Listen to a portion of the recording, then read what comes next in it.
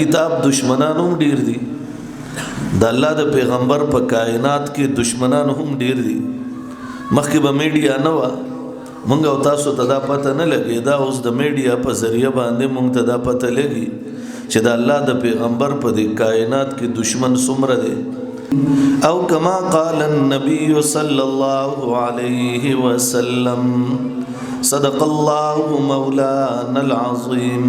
وصدق رسوله النبي الكريم ونحن على ذلك لمن الشاهدين والشاكرين والحمد لله رب العالمين. جناب صدر مجلس زما ډیر صاحب قدر صاحب عظمت مشفقین علماء کرام مفتیان عظام تشریف فرما دي. ستاسو خلقو دا جوش والولا و جذبه او د امام الانبیاء محمد رسول الله صلی الله علیه وسلم سره د مینې کماندا سیما ولیدو نو یقینا معنا الفاظ د ذهن نغیب شو. زه اولس بجې راغلم او زم بازي لیونی وی په دنیا کې لیونی وی بازي په دین کې لیونی وی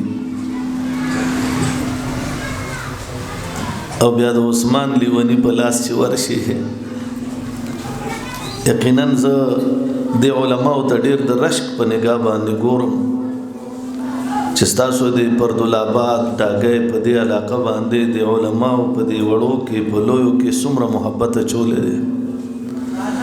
او دا محبت چې وي د اسن راځي د دې وجوهات وي محبت د وجوهاتو په بنا باندې بیانن سبا سیاسی او د الیکشن دور دی او باقی کې بیا تاسو دومره جمع غفیر د هر سنزان اوسګار کړي او د دې په جمعات کې تاسو د خپل بچو ته مولانا قاری سمیع الله جان صاحب او د دې علماو چې دا ټول د دې ملګری دي او سرپرستی کوي د دې حالاتو ته چې ګورو په دې وخت کې دي تاسو ته په دې مدرسه کې په ورکوټي غونډه ځای کې 29 ناظر خان او 15 حافظان درکړل. ما عزیزانو دا وړه خبره نه ده د الله د کتاب دشمنان هم ډیر دي د الله د پیغمبر په کائنات کې دشمنان هم ډیر دي مخکې به میډیا نه و مونږ او تاسو ته دا پته نه لګي دا اوس د میډیا په ذریعہ باندې مونږ ته دا پته لګي چې د الله د پیغمبر په د کائنات کې دشمن څومره دي د الله د کتاب دشمن څومره دي څومره د ورځې په د فیسبوک باندې مونږ ګورو الله ته څومره خلک کنزل کوي دومره جرأت کوي لیکن دا هغه خلکو مقابله کې الله مونږ له دا پټه غازیان را کړی دي دا د دې علماء په برکت باندې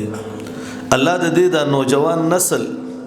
دې کوم دومره محبت چولې دي کنه دا دنیادار خلک دي د چا کالج سره تعلق دی چا یونیورسيټي سره دی چا د سکول سره دی د چا د بازار سره تعلق دی څوک دکانداران دي څوک چرته په یو پوسټ باندې دي څوک چرته سرکار په یو محکمه کې نوکران دي څوک زمونږ غخکولي مشران دي